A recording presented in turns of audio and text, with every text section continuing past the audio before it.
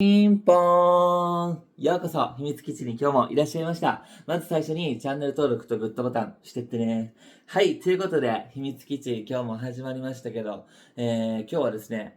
2024年7月9日の火曜日なんですが、もう早速ちょっと本題に今日は入っていこうと思うんですけど、なんと本日からネットフリックスの方で配信スタートしたボーイフレンドという番組について語っていこうという回になります。イエーイ。はい。ボーイフレンドとはね、知らない人に何ぞやというね、説明をしておくと、もう恋愛リアリティ番組なんですよ。簡単に言うと。テラスハウスみたいな感じ。だけど、いつもと違うのは、なんと、日本初。で、スポットライトを浴びるのが、なんと、LGBT の G の人、もうゲイの人、B もいるか、バイの人もいるんですけど、そういった方々だけを集めた、もう全員男性の、なんと恋愛バラエティ番組になります。日本では初なんですよ。韓国とかでは僕らのシェアハウスってやつを最近ね、僕もセカンドシーズン2かを見たんですけど、それの日本バージョンと思ってもらったらなんか簡単にわかりやすいのかな。とにかく男性同士の恋愛にこう密着した、スポットライトを当てた番組となっております。で、ちょっとね、正直、ここからちょっとネタバレとかもうどんどん言っちゃうかもしれないので、まだ見てないよとか、ちょっとそういう話興味ないよとか、ネタバレ勘弁っていう人はちょっとここからね、画面閉じてもらって申し訳ないんですが、ここから興味ある人だけ聞いてもらいたいんですけど、最初、お仲間じゃないですか。ブータラもね、もうもちろん知ってる通り、ゲイなんで、なんかちょっと、同族嫌悪じゃないけど、なんかちょっと似すぎてて、こう、ちょっとなんか、うわみたいな。なんか自分を見てるようでちょっとこっぱずかしいみたいなことに結構なりやすいんですけど、だからちょっと不安だったんですよ。ちゃんと見れるかなみたいな。てか、そもそもなんか、やらせじゃないかなみたいな。こう、普通の男性を、こう、キャスティングして、ちょっとゲイを演じるかじゃないけど、なんとなくこうさ、アンテナがあるというか、お仲間同士の。なんかこれはなんか、ちょっと違うんじゃないみたいなとか、なんか分かりやすかったり、勝手にすると思ってるんですけど、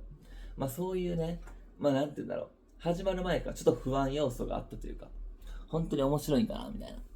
な。だけど、ちゃんと期待を超えてきたというか、もうちゃっかりハマってしまいましたね。で、一挙公開じゃなくって、その、ボーイフレンドがね、第3話まで上がってて、第4週までありそうかな。多分、全12話とかだったと思うんですけど、4週にかけて、こう、一挙というか、どんどん公開していくって感じなんで、もう、今日一気に3話までさ、もう全部見ちゃったわけですよ。で、もう来週がもうどうにもこうにも気になって仕方がないっていう感じで、ちょっとね、一個一個説明していくともう長くなりそうなんで、淡々と説明していくんですが、先ほどにも冒頭に言ったけど、本当にテラスハウスみたいな感じで、その、ゲイの人たちの、こね、シェアハウスしてる様子が映される映像だけじゃなくって、スタジオトークっていうのがあるんですよ。テラスハウスもあったじゃないですか。要は、徳井ちゃんとか、ゆうちゃんとか、トリンドルちゃんとか、山ちゃんとか、あの辺の人たち。スタジオトークも結構見どころやったりするじゃないですか。で、今回のこのボーイフレンドも、スタジオにですね、なんと、めぐみさん、それこそ徳井ちゃん、あと、てるまちゃん、青山てるまちゃん、あと、ホラン千秋ちゃん、あともう一人ね、まさきさんっていう人がいたかな。ねもうそのやっぱスタジオトークもいいんですよ。ちょっとこう、いろんな事件がやっぱ起きるんですけど、それに対してこう、ぺちゃくちゃ喋ったりとか、なんか視聴者目線でいろいろ喋ってくれるから共感しやすいっていうんですかね。そう、なんかそこがいい。スタジオトークがあるのがまたポイント高かったです。しかもベテラン勢、だからコメント力も上手いので、わかるわかるとかさ、そうだよねってなんかこう、一緒に言いながら見やすいっていうのかな。そう。そこがポイント。で、設定を言っておくと、ただただ、こう、ゲイの人やバイの人、男性が恋愛対象として見れる人だけをこう集めた、番組なんですけど、そう、一緒に1ヶ月間だけね、長いっちゃ長いか。1ヶ月間一緒に共に生活をして、別に恋愛してもいいし、友達作るだけでもいいし、目的はもう自由なんですよ。別に恋愛を必ずしなきゃいけないっていうわけじゃなくって、とりあえずこう、似たようなね、こう、セクシャルの人たちで共に過ごしてくださいね。で、プラス、なんと今回は、こう、トラックというか、車が1台用意されていて、そこでちょっと移動販売みたいなのして、なんとコーヒーをこう、売らなきゃいけないっていうね、ミッションもあるわけですよ。で、生活費も限られてるんですね。確か1ヶ月20万円で、だいたい今8人いるんですけど、多分後々9人になりそうなんですが、そもそもね、第1話目は6人からスタートしてるんですよ、これ。6人からスタートしてて、徐々に新メンバーがもう入ってきてて、今8人なんですね、第3話が終わった時点で。で、多分、もう全体公開みたいな顔写真がね、情報として提供してくれてて、その、ボーイフレンドのスタッフさんが。でそこには9人映ってるんですよ。だから絶対もう1人、どっかのタイミングで新メンバーとして来るのはもう決まってて、で、その9人で1ヶ月、20万円だったと思うんですよ。もうもらえるんです、確実に。で、プラスそのコーヒー屋さんで稼いだお金で、なんとか生活してってねっていうのがあるから、ちょっとこう自由にはできすぎないっていうのもなんかちょっと今回のポイントで、そこで出てくるのが、鶏の胸肉スムージーっていうのがね、そのお金のちょっとこう問題で出てくる、すっごいまずそうな、だけどすごい高タンパクな、飲み物が出てくるんですけど、あれちょっと一回飲んでみたいな。もうすごいマッチョな人がね、メンバーでいるんですよ。優作さんっていう人なんですけど、確か名前。ゴーゴーダンサーっていう、なんかちょっと芸界隈が有名なダンサーの中の多分すごい人気な、割と有名な人がメンバーとして入ってくるんですけど、それ多分新メンバーの一人なんですけどね。もうその人でもいかにもちょっとこう芸受け良さそうな筋肉質な人で、確かにかっこいいのよ。ブートロも色気あるなと思って、結構見た目は好きな感じなんですけど、でもどうもちょっと中身は、こう、なんか問題ありそうじゃないけど、ちょっとこう控えめっぽい過去の恋愛経験とかの話もちらちらやっぱそう、ヒューマンドラマが見えてくるからさ、やっぱそれぞれの一人一人にこう、なんかいろんな過去とか経験でこうなってますみたいな。だから見た目が良くても、意外と裏は、どうなのみたいな人も多くって、そう、そのゴーゴーダンサーの人は見た目すごいね、エロいんですけど、その人が、もうゴーゴーダンサーがこう筋肉を、こうもう裸を見せなきゃいけない、仕事柄だからこそ、こうすごい鍛えててさ、で、もう多分タンパク質を取るのに、その鶏の胸肉をもうミキサーでガーってかけて、もうそれをもうなんか味付けとかも多分してなかったと思うんで、そのまま飲んでて、めちゃくちゃまずそう。でも体にはいいんやろうなみたいな感じで、なんかすごいストイックな人がいます。だからそのちょっとね、いかにもな、いかにもゲイ受けそうな人、ちょっとみんなにも見てもらいたいですね。で、ブータロンはね、中でもそんな8人もいるじゃん。でも結構一押しの人はカズト君っていう人が一押しなんですけど、それの人も新メンバーで一応入ってくる人ですけど、番組としてはまだ全然スポットライトを浴びてないんですよ。だからこれからなんかいろいろあるんやろうなって感じはしてるんですけど、なんかとにかく、雰囲気が好きなのと、それこそね、その、料理人なんですよ、その人は。居酒屋で働いてて。で、その鶏肉スムージーを作ってみたらしいんですよ、お店で。そしたら激まずやったとかっていう、なんかその雰囲気とかがなんかブダロは好きやった。こう、性格、なんか爽やかで良さそうみたいな。で、なんかちゃんとしたこうさ、なんやろ、辛い経験もしてきてるじゃないけど、なんかゲイだったら誰もが思いそうなことをさらっと言ってくれるっていうか、やっぱり男女の恋愛がこう普通で、両親はその農家をやってるんですけど、その農家をやってて、それ継ぐ予定やったんですよ、その料理人の子は。だけど、なんか多分地元的にここにいたら、その、どうしても普通の恋愛を求められるじゃないけど、多分居心地がちょっと悪かったよね。で、なんか親にも期待されて、ずっと引き継ぐ予定やったけど、なんかちょっと離れちゃうんですよね。それこそ居酒屋の料理人になるんですけど、で、それでなんかちょっと裏切った気持ちになっちゃったみたいな感じで。で、なんか恋愛するにも、なんかちょっとどうも、なんだろう、男性と恋愛する意味って何なんやろみたいな。結婚もできひんし、とか。なんかちょっと本当にこう、ゲイの人なら一回通ったことあるような悩みをこうさ、したことがあるっていう経験をして、なんかちょっとこう、より共感を得やすかったっていうか、そのカズト君はね、まだちょっとスポットライトを浴びてないので、ブータラすごい楽しみにしてます。もっと見たいなって感じ。もう優しいのよ。とりあえずね、もう優しい人なの。なんで優しいかって言ったら、もう料理できるから、みんなが寝てる間に朝早く起きて朝食作ってくれてたりとか、なんか二人っきりでこう、話すタイミングがあるのが、その、コーヒーショップ。言ったでしょ？コーヒーショップをこう、やりながら、シェアハウスするだけじゃないみたいな。でさ、コーヒーショップっていうのが、実は、みんなでやるわけじゃないんですよ。そう、みんなでやるわけじゃなくって、もう指名されるんですね、いきなり。スタッフから。今日はあなたは絶対コーヒーを売りに行ってください。で、その指名された人は、自分の好みの人を一人だけ無条件に選べるんですよ。だから別に気使わない人を選んでもいいし、もう一中の好きな人は二人きりになれるタイミングやからさ、長い時間。そう。だから好きな人を選んでもいいし、それも自由なんですけど、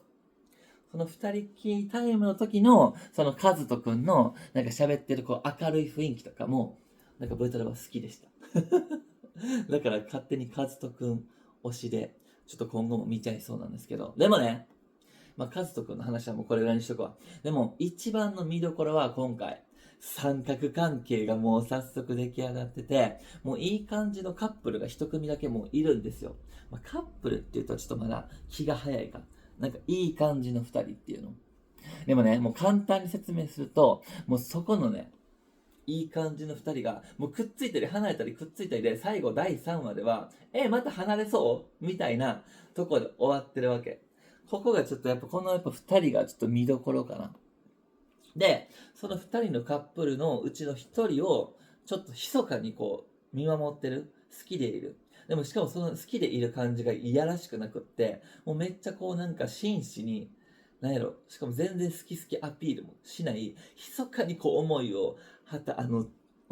持ってて、で、プラスちょっとこう、相談役じゃないけど、ちゃんと聞き役として、うまいバランスでいるこの三角関係が今回、このボーイフレンドの見どころなんだろうなっていう感じがする。見たことある人はもう多分共感してくれると思うんですけど。いや、だからもうその3人の登場人物が、もう個性もちゃんとこう、一人一人全然違ってね。そこがまたいいんですよ。もう見どころというか。で、名前で言うと、まずこのいい感じで離れたり、くっついたり、離れたりしてるカップルの名前を言うと、まず大君、一人目が。大君っていう人がいて、その大君はもうザ陽キャ。もういろいろ、もう恋愛で好きになったら、もう好きになるのも早いし、好きになったらアタックも早いし、みたいな。なんかもう経験豊富みたいな。もう友達もパリピな人が多くて、みたいな感じで、もう明るい感じ。もうどんどんどんどん行きますよ、みたいな感じの、もうなんか分かりやすい子なんですよ。で、かたやそのいい感じのもう一人の子が、しゅんくんっていう子なんですけど、この子がまず独特の魅力があって、もうどっちかっていうと真逆、大君とは、もう全然こう、内に秘めてる感じ。もう自信もそんななさそうだし、なんなら生い立ちがちょっともうそもそも結構闇深いっていうか暗い。なんか両親がもうちっちゃい時から記憶もない時からいなくって、孤児院とかにも入ってたらしくってね。だからそう家族の愛っていうのを知らないんだけど、ただ今回のその家族の愛を知らない彼は、そのボーイフレンドに入ってきた理由が、もう結婚できるような、なんかそう大事な人を見つけれたらいいなっていう目的で入ってきてるのがなんかちょっとまたエモいというかなんか良くないっていう感じで。だけどその分、恋愛には臆病だし、信用もなかなかできないから、結構控えめだし、簡単に信用しないっていうの。で、またそのね、いろんな人ともちろん付き合ってきてはいるんですよ。すごいモテてる、はるんで、しゅんくんは。独特のね、イケメン雰囲気がある人なんですよ。ミステリアスっていうのはつかめない。そうね、はっきりしてる、意外と。興味ないことにはもう興味ないっていう感じでもうクールなんですよ。で、大君は逆なんですよ。そう、だけども大君がいきなりそういう俊君にもちょっといきなり惹かれちゃって、でも大君はもうどんどんアピールするから、その俊君にアピールするんですけど、俊君もちょっとそのアピールされてるのを気づきつつ、控えめにちょっと気になるかなって感じなんですよ、しょっぱなから。で、まあそんなしゅんくん、まあ過去に付き合った人が、もうすごいチャラ男が多かってトラウマを持ってたんですよ。だから第一印象的には、あんまり大君に対しては良くないわけ。なんならやっぱさ、大君って陽キャなんで、ちょっと一見チャラく最初の印象は見られがちだから、しゅんくんもちょっと一歩引いてるわけですよ、最初は。だけどあまりにもアタックしてくれるから、まあその素の部分も見えてきてね、ちょっとまあいいじゃんと思ってくる。でも、いきなり接近しだすんですよ。おーおーおーおーと思って。だけど、そのソファーでこんな感じでね、まあ、なんか二人で、なんか時間を過ごして、こう、携帯を見てたわけ。しゅんくんが、しかも大くんの。それもいきなりすごいなと思ったんですけど、人の、こんだけまだ1日ぐらいしか経ってないのに、人の携帯見れるぐらいの仲になってるんやっていうので、ちょっとびっくりしたんですけど。じゃあさ、まあいろいろスワイプしてたんでしょうね。もうちょっと行ってはいけないとこまでスワイプしちゃってて、で、急に、多分どうやら画面にはね、こう視聴者さんにも見せてもらえなかったんですけど、その問題の画像は。そう、問題が起きんの問題が。その大君の多分マッパなのかな、多分やらしい画像が多分どうもデータフォルダに入ってて、もうしゅんくん一気にそっからもう、何これみたいな。ちょっともう携帯返すみたいな。てかもうあなたなしみたいな。もうシャッターガラガラガラガラみたいな感じで、一気にシャットダウンするわけよ。っていうのも、もうチャラい人はもう出会いたくない。もうそういう人は絶対今回は選ばないんだっていう前提で来てるから、もうそんな裸の写真をデータフォルダに置いてるってことは、何かしらそういうアプリとか、なんかもう何でもいいけど、ちょっとこう使う用の、もう明らかアピール用の写真だったわけよ。でも、しゅんくんはちょっともうそういう人無理みたいな感じで。で、大くんもちょっと焦ってるわけ。まあ確かに見られたけど、そこまで引くみたいな感じで、結構焦ってはるわけです。でもまあ、大君的には、もうしゅんくん一択なんで、なんかごめんみたいな。確かになんかちょっとこう、ちゃんと謝るとこ謝って。だけど、まあ、いくら何を言い訳しても、あれだからこれからちょっと態度で示していくねみたいな感じで。でもしゅんくんはちょっと半分納得いってなくて、なんかもう上の空でなんか聞いてるか聞いてないかもうちょっとこう引いてるわけ。で、うわ、もうせっかくいい感じだったのに、なんかもう離れちゃったみたいな感じで、もういきなりこうもう、視聴者側としてはさ、一気に引き込まれるわけ。うわ、今後どうなるんやろみたいな。うわ、もうちょっともうスタッフさんうまいなと思って。もうスタッフがうまいっていうか、まあ、たまたまにやらせじゃないやろうから、こう二人の恋愛がね、うまいこと気にならさせてくるやんみたいな感じで、もう、そっからちょっとハマりスイッチが入っちゃったんですけど。で、今後まあどうなっていくんかなと思ったら、もう次の日になっても、あの、しゅんくんはちょっと結構大君に対して距離があるわけ。で、まあ、そんな中ね、もうやらしいんですよ、スタッフさんも。次、しゅんくんが、そのコーヒー屋さん、今日一日、あなたはもう決定です。コーヒーショップ行ってくださいってなので。でもさ、そのしゅんくんはさ、誰か一人選ばなきゃいけないわけよ。で、誰を選ぶんだろうみたいな。で、ここでさ、今ね、大君としゅんくんだけの話をしてるけど、実はそのしゅんくんっていうのは、何やったかな、名前。りょうたくん。りょうたくんっていうその三角関係言ってたじゃん。で、密かにこう、りょうたくんはずっとしゅんくんをこう好きでいるわけよ。第一印象から。で、いろんな話をしゅんくんは、そのりょうたくんにしやすいとか、もうりょうたくん自体が、結構、喋りやすい空気感を出すのが上手っていうか、なんかみんななんかこう、気づいたら本音に喋っちゃってるっていうの。そう、だから、しゅんくんも自然とりょうたくんには結構なんか喋ってたりするわけ。だから、仲良くはあったわけよ、そのりょうたくんとしゅんくんも。まあ、友達としてね、表上は。まあ、だから、もしかしたらあわよくば、りょうたくんは自分のこと選んでくれるかもしれへんなっていうのもちょっとあるわけ。で、大君は大君で、うわ、もう距離置かれたから今回選ばれへんやろうけど、でも選んでほしいな、みたいな。もうそこでも三角関係があるわけよ。で、しゅんくんが、誰を選んだかっていうと、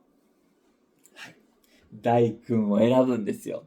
だけど、また選んで、まあ、仲良く、まあちょっとまた復活するんかなと思いきや、まあ、結構もうしゅんくんずっともうなんかクールみたいな。やっぱでも選んだのはいいけど、ちょっと引いてはいるみたいな感じで、なんか気まずい中一緒になんかちょっとこう仕事するっていうの。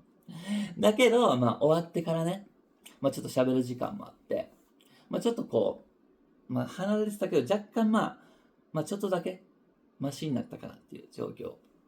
で、そんな中ね、また新メンバーが入ってくるわけですよ。こんなちょっと微妙な関係性の中。で、それがまたなんと大君。その大君と知り合いが入ってくるのね。しかもなんと過去に夜の関係多分どうも持ってそうな。だからなんかちょっともういきなりフレンドリーなんですよ。でもなんかチャラさマックスなのね、その入ってきた新メンバーが。確かアラン君っていう名前やってるけど、もうちょっと日本人、純日本人っていうよりはこう、外国の地を入った人なんで、こうちょっともうもう、陽キャ中の陽キャ、もう、ハッピーオーラ満載の子が入ってくるから、また、シュン君とは真逆なわけよ。で、そんな、アラン君と、もう陽キャ陽キャ同士、大君とのこの絡みを見て、だってもういきなりね、アラン君ってこう、初対面やのにもうみんなにハグしていくわけよ。もうその時点で強いなと思ったんですけど。でもその二人がなんか多分またちょっとこういい感じに仲いいのを見て、もうしゅんくんはちょっと嫉妬してんのね。なんか、うわ、みたいな。もうそこもなんかちょっと可愛らしくってさ。で、新メンバー歓迎会じゃないけど、夜にこう、外で、晩ご飯をみんなでね、食べるんですけど、でそこでさ、なんかちょっとした、なんか真剣な話のモードになって、なんか意見が分かれるシーンがあったの。しかもそれは大君ともう一人、なんか韓国人の子、ちょっと名前忘れちゃったんですけど、ね、なんかちょっとお互いが、いや自分はこう思う、いやでも自分はこう思うみたいな、ちょっと対立してて。で、その間に入ってきたのがもうなんと新メンバーのアラン君で、アラン君はどっちかっていうと、ちょっと大君を抑えたって感じ。いや、いろんな意見あるからみたいな。で、なんかちょっと大君はそれがちょっと気に食わなくって、納得いかなくって、ちょっと場を離れちゃうのね、そこの、みんなとの輪の中を。なんかちょっと、丸め込まれた感じがした。自分の多分ね、意見を否定された感じがしたんでしょう。で、その、大君とアラン君は昔から友達って言ったじゃないですか。夜の関係もある。で、その仲良かった時代からなんか結構こう、アラン君って、陽キャのハッピーオーラでこう、ガーッと、なんかこう、沈めてくることが多かったらしくって。なんせ大君ってまだ大学生なんですよ。だからちょっとこうまだ経験浅いでしょみたいな感じでちょっとこう上から言われちゃうんでしょうね。で、それはね、前々から気に食わへんかったのに、この番組でまた鉢合わせしたかと思ったらまたちょっと似たようなことされて、なんか余計気に食わなかったみたいな感じ。で、ちょっと場から離れちゃうんですよね。多分抑えようと思って自分を。じゃあさ、ちょっと距離を置こうとしてたしゅんくんがやっぱ気になったんでしょうね、その大君が。ちょっと一人でどっか場を離れていくのを見て。で、しゅんくんがね、ちゃんとこう言ってあげるわけですよ。で、もうそこで一気にこうちょっと過去の話とかしてね、お互い。で、なんかさっきちょっとこう思ったんだみたいな、アラン君にこういうことを昔から言われて、なんかすごいちょっとなんか傷つくじゃないけど。で、大君も大君で、俊君の過去を聞きたい。なんでこう、ちょっとなんか闇を感じるから、なんか心を開いてくれないのは、なんかで今までの恋愛がどうこうとかちょっとさ、お互いこう、興味を示し合って、なんか深い話をしてね、なんかちょっとピアノ弾くシーンとかもあるわけ。もうはしょりまくりやけど、もうそのシーンが超良かった。でも二人はもう完璧やな、みたいな。もう、スタジオも盛り上がりですよ。徳井ちゃんとかめぐみちゃんも。もうこの二人も最高じゃん、みたいな。もう満場一致で、もうなんかいい感じの雰囲気やったんですけど。でね、そんな次の日、なんと、もう多分スタッフさんがもう分かってる。なんと次の日はデート券を得れますみたいな。ただし、お互いが、こう、一人ずつ、今、メンバーの中で一番気になる人を選んでください。で、お互いが相思相愛になった人だけデートに行けますみたいなやらしいね、こうミッションが来るわけ。で、もう、誰がどうなるのかみたいな。でさ、りょうたさんはりょうたさん、さっきのね、三角関係の密かに思ってる子がりょうたくんね。そのりょうたくんはりょうたくんで、やっぱり、しゅんくんとデート行きたいからしゅんくんって書くわけですよ。で、大君はもちろん、しゅんくんって書くわけですよ。で、その一番大事なしゅんくんは誰に書いたかっていうと、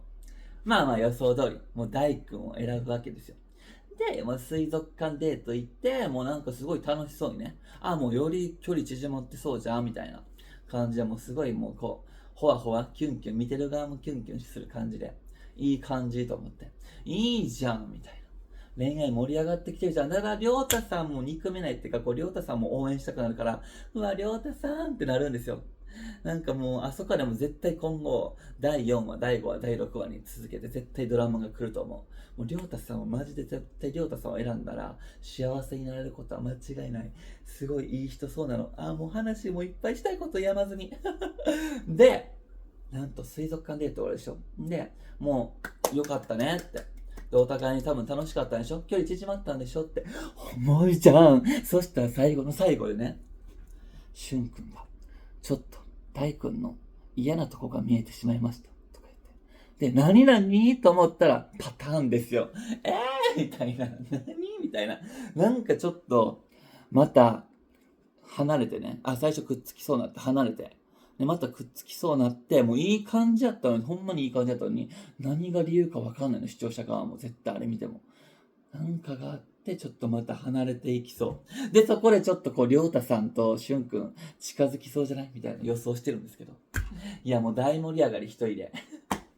でも絶対これは世間一般的にも評判いいと思うけどな、この番組。だからあんまりちょっと、どうやろうって、なんか同族嫌悪しそうやし、なんかあんまり期待しつつしてなかった分、ちょっと、めっちゃ面白いやんってブータロンの中ではなってて、ちょっと来週ももしかしたら一気見してお話ししたくなったら続きの話するかもしれないです。で、まだまだね、他にも8人今んとこメンバーいるから、多分全然今日話してない人も魅力的な人いっぱいいるんですよ。そう。でも一番のやっぱこの今のところこの番組の見どころは大君と俊君、プラスりょうたさんやと思うんで。まあただブータロは別に推しでカズト君がいるんで、ちょっとカズト君もちょっとスポットライトは